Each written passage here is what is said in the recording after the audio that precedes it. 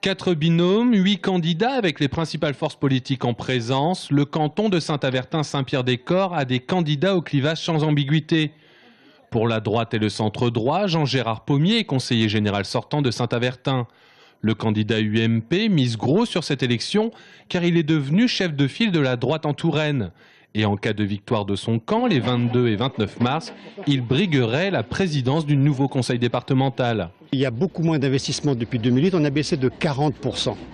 Donc il faut absolument mettre l'économie au centre des priorités départementales. Ensuite, c'est les collèges. Pour le canton, je veux maintenir les 4 collèges, les rénover, mais sans privatisation, sans les fameux partenariats public-privé.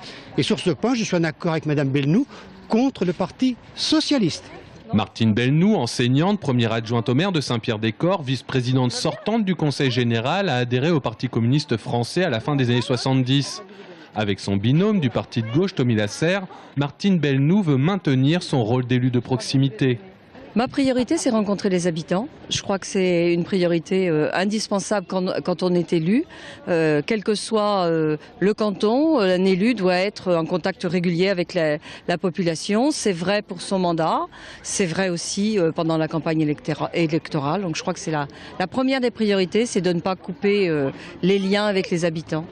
Martine Belnou faisait partie de la majorité au Conseil général, sauf que les candidats et candidates de la majorité départementale, ce sont les socialistes Cyril Janot et Brigitte Lisée-Brun.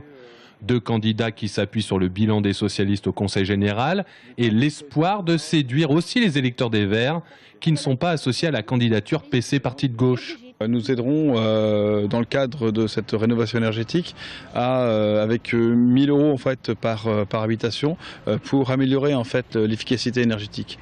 Nous aurons aussi donc, ce qu'on appelle atout mobilité qui permet en fait, aux jeunes collégiens de partir à l'étranger.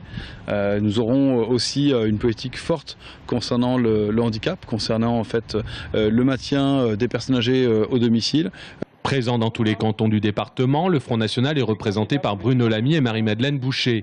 L'homme du binôme a adhéré au FN en 1992, a longtemps milité à la Riche, échoué pour y constituer une liste municipale avant d'arriver sur le secteur en 2014.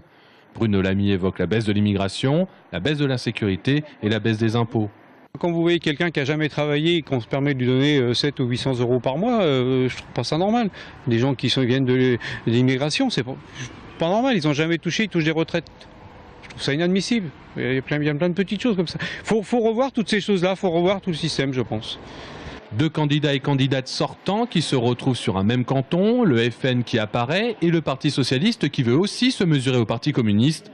Le canton Saint-Pierre-Saint-Avertin sera riche d'enseignements au soir du 22 mars pour les gagnants et les perdants.